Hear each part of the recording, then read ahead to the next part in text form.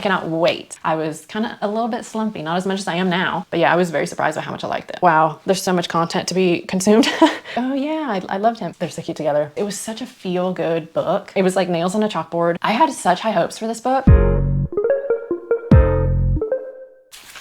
Hello, welcome back to my channel. I'm Cece and today I'm going to be doing the mid-year book tag. I got my questions from Maddie Covington. I watch her here on YouTube and I really enjoy her content, and I was like, you know what, I'm gonna do this tag. I think I added like 2 questions on here for myself that I wanted to talk about or answer. But okay, I guess we'll dive right in. I have the questions on my phone so I can keep track of what I'm doing. But the first one is best book that you've read so far in 2025. That is Lies of Lena and Sins of Silas by Kylie Snow. Those books are something else like that. They are Infinity Star, 6-star reads for me. Amazing, amazing books. I completely was consumed by them. I still feel that way. I'm literally slumping right now because I read them not too long ago, and like I've picked up probably like 8 different books since then, and have read probably like 10 or 15 pages, and it's so hard for me to get through right now to like want to read anything else, even though I have read a couple books since that I was able to like get through. I read the Losers series or the Losers duet with the novella, and I didn't enjoy it that much, but at least I like kept going. But I'm trying not to force myself too much. I have actually been watching some series instead because I don't want to force myself to read. So I saw that like Larry Reed's was talking about some series that she likes to watch when she's kind of feeling a little slumpy. So that made me think about that. So I've been watching a little bit of The Vampire Diaries and just watching movies. And well, you know, this passes. So how many books have you read this year? So far I've read 64 as of filming this, but if I've read more by the time I post this, I'll just update for you guys so that you guys can see how many I've read. Best sequel that you've read in 2025. I mean, honestly, Sins of Silas, but I don't want to say that for every single one. So I went looking through my Goodreads to see what I've read this year and like what I really, really liked as a sequel to another book. And I think I'm going to say The Reaper from the Dark First series. I really liked that series, specifically the first 3 books. The Predator was amazing, and then The Reaper just like solidified everything for me. So definitely that one. New release that you haven't read yet, but you want to. The Night and the Moth by Rachel Gillig. I loved One Dark Window and Two Twisted Crowns. Those books were amazing, and it was my first, weren't those her debut novels? I think that's all she's written. And that was very impressive. But yeah, I loved her writing, the like mystery of it, and like I loved the characters so much. She did such a wonderful job with the world and the magic and the characters. Just the story overall was amazing. So I have a feeling I'm gonna love it. So yeah, I just haven't read it yet. Let's see, most anticipated release for the second half of the year. Brimstone. I cannot wait. I loved Quicksilver so much. You know, I thought I would enjoy it, but I did not expect to love it as much as I did. And I read that like the last day of the year last year. And I was already like, okay, give me the next one. And I really hope that it is so good. I really hope so, because Quicksilver, I just love so much and I want to continue loving it. So I really hope it's really good. And just a little quick, what the fuck with the covers? Like, I'm not a huge fan of the new ones. I was sad. I don't know if you can see that, if it's in the frame or not, but I have the Quicksilver hardback because it's not made anymore. And I ordered it from the UK and I love it. I love the artwork. I love the butterflies. I love the silver on his eye. The dude is like hot. Like, makes me sad that they changed the covers. Anyway, it's another problem for another day. Okay. What was the biggest surprise of the year? So I have 2. Obviously, Lies of Lena, Sins of Silas, and I'll tell you why. Because I had known about these books for a while, and I had seen people talking about how good they were, blah, blah, blah. But the covers really like swayed me to not want to read them, because the covers, and I think the author draws her own covers if I'm not mistaken. So I feel bad like talking about it, but they're not bad at all. But the art style seemed a little more like juvenile, so I thought they were going to be less mature and like more fluffy kind. But they're definitely not. Wow, they are not. So yeah, I was a little bit, thrown off by that. But another surprise, so I don't say that over and over, is Magnolia Parks. So I had heard a lot about Magnolia Parks, and I didn't think I was gonna like it as much as I did. I loved it so much. I love all the characters. But I didn't think I was gonna like the like socialite, like all this toxic drama. wow, it was amazing. I grew to love all the characters, and after I finished all the books that we have so far, I was kind of a little bit slumpy, not as much as I am now, but I was a little bit slumpy, and I felt, even my partner was like, after I read them for like a few days later, he was like, "Hey, are you all right?" I was like, "I just miss them so much." And I was just sad to be out of the world. But yeah, I was very surprised by how much I liked it. Favorite new author, debut or new to you? Definitely Kylie Snow. I will literally read anything that she puts out. I love her writing, her descriptions. It's engaging and action-packed, and yeah, I can't wait to read the third book. I think there's going to be 6 books in that series. Wow, there's so much content to be consumed, and I can't wait. I wish I could have it all now. And she is really cool. You should follow her on Instagram. She like teases some things, and she's really interactive with her audience. She's a very cool person. Newest fictional crush. Someone that stood out to me when I was looking at my Goodreads that I was like, oh yeah, I loved him. Weston Belmont from Rose Hill series, Wild Eyes.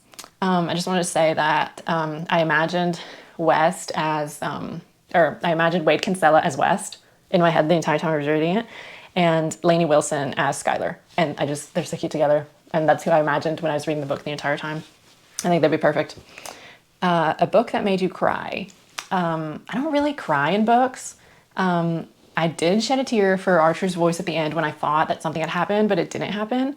And I was so happy that it didn't happen. And I was like stressed out that I thought it was happening, that I did shed a tear, but it was like tiny. And it takes a lot for me to cry. So I don't really cry about books. Maybe that will change, because I've heard that what are they called? Binding 13, or I can't think of the series name right now. Boys of Tommen.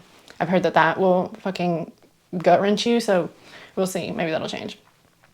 Book that made you happy.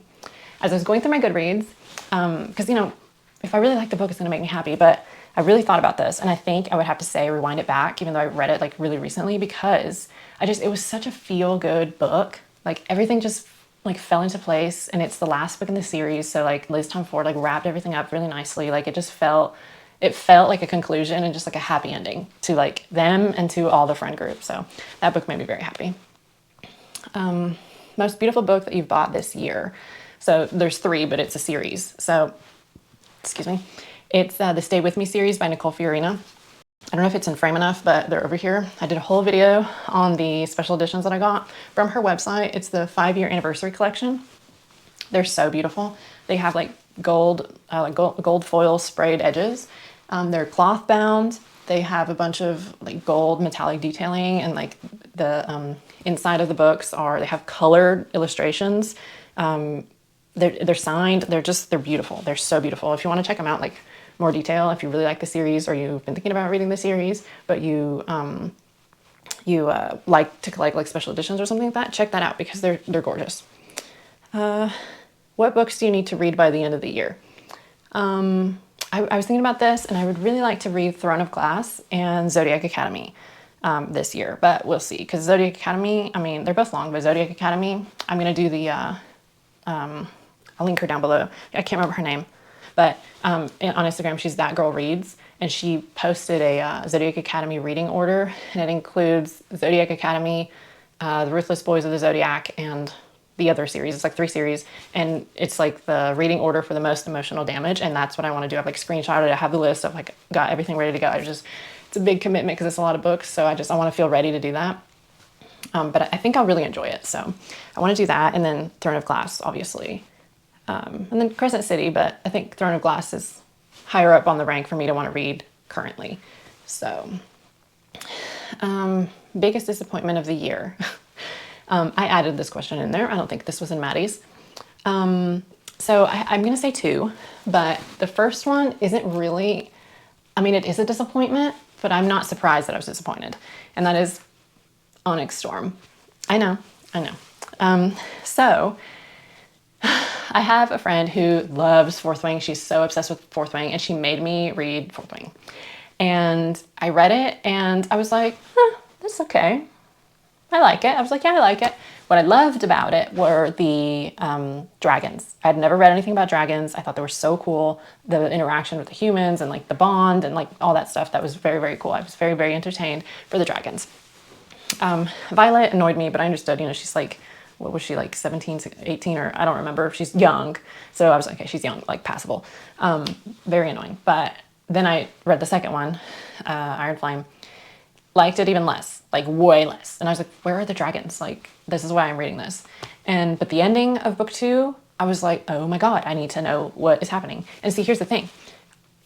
Fourth Wing, like I was like, oh, this is good. I like it. And then the last hour I was like, oh my God, like turning the pages as fast as I can. Like I need to know what's going on, like sweating, getting a little bit of anxiety sweats, you know. Same thing happened with the second book. The last hour, I was like, oh my God, what is happening? This is like insane. So much action, blah, blah, blah. And then the ending of book 2. And I was like, what? I need book 3 immediately. Read book 3, literally bored the entire time, hated it the entire time. Also confused. Like I did not like it at all. And I'm sorry, I'm dropping it. Like that's the last, I won't read anymore. And something that I've not heard people talk about, even like people that don't like the books, is how much Rebecca Yarros uses the word heartbeat in all of the books. I can't. It was like nails on a chalkboard. I like sprained a cornea roll in my fucking eyes every single time that I read it or heard heartbeat, in a heartbeat, in the span of a heartbeat, within a heartbeat. Like, please, girl, like, don't. Yeah, so it was a disappointment, but was I surprised? No, I was not, because I was expecting already to not like it, and I was just hoping. I was like, okay, this ending on book 2 we can like fucking go, you know? It fucking flopped. So I'm sorry if you like it, you know? I'm so glad that you do. I really am, because when I love books, I fucking love books. And I mean, they make you feel amazing. Like you cherish it so much. So I'm happy for you, but they were not for me. Okay. And then the actual disappointment was Fairy I had such high hopes for this book. A lot of people that I follow that have similar book tastes to me, really, really loved this book. And so I was like expecting, I don't know, I was expecting to really, really love it. I like stayed away from like spoilers and all this stuff because I wanted to go in basically blind. I just knew Fairy was going to be really good. And so I like waited to be like in the right like headspace to like consume this and like really like engage with the book and read it and stuff. And reading the first page, I was like, wow, this is so interesting. This is going to be so cool. The first page where she was like at the waterfall thing with like at the like pond thing, and a butterfly like flew into her stomach. Like I thought that was so cool. And then it immediately goes into a different story completely. I was like, wait, what? When are we going back to that butterfly situation? And we didn't get like explain that until like way fucking later. And it is a long ass book. And so like the first 50%, I was confused, annoyed. And I was like, dude, this is such a long book. I'm so bored. Like, what the hell? I was so close to DNFing that book, but I was like, no, it probably gets really good. It probably gets really good. The second 50% of the book, I did really enjoy, but because of like, it literally could have been like half of a book and I would have really enjoyed it. I was very disappointed. I thought that it was going to be amazing and it wasn't for me. Let's see. How many 5 stars have you read this year? So far, I have read 13 books that I have labeled 5 stars. Actually, no, I don't know if probably is the right word, but if that changes, I will put it somewhere so you guys can see if I've added any to that. And last one, what books do you want to reread this year? And that definitely is going to be Lies of Lena, Sins of Silas, obviously. And the reason why, though, is because, I ordered signed copies off of Kylie Snow's Etsy store. And because I read them on my Kobo. So I don't have physical copies. So I'm going to read the physical copies so that I can annotate everything. And I love having that, because like Archer's Voice I did that with, because I loved it so much. I annotated like everything. So then I can like go through and like, I don't know, if I just feel like it, I like open it and like read quotes and stuff. And I really enjoyed doing that when I really, really, really love the book. So I'm very excited to have that. And I'm also going to reread Quicksilver in preparation for Brimstone so that I'm fresh. But yeah, I really hope that Brimstone is so good. Please don't disappoint me because I love Quicksilver so much. But yeah, that wraps up the tag. Let me know what you guys thought. I'm very curious, like, are there any people here that really did not like Onyx Storm or Fourth Wing? And if you did not, why? Do you agree with me? If you love it, obviously I already told you, like, you're fine. You're fine. Hope you respect my opinion. Anyway, yeah, what about the heartbeat thing? Did you notice that? Like, I feel like no one's talking about it. And also, I want to know, have you read Lies of Lena or Sins of Silas? And if not, do you think you will? Have you seen the cover where you put off? Like, let me know. Let's see, what else? I don't know. I'm very excited that this is like a new little outlet that I made for myself so that I can talk about books, because I don't really have anyone in my life to talk about books with except for my partner, and he, you know, he'll listen, but it's not the same. It's not the same as having your like book girlies to discuss things with. So I'm excited that I'm doing this now. So yeah, I guess that's it. So I'll see you next time. Bye. One more thing. I made these earrings, and I make earrings, and I also have like bookish inspired printable things like posters that you can purchase if you want to on my Etsy store. So I will link that down below if that's something that you're interested in. They're like romance earrings with roses and just like really pretty cursive script on the bottom. They're super lightweight. They're made from EVA foam, so they're weightless, and EVA foam and paper. So yeah, if you wanted to support me, if you like them, check out the link below. Thanks.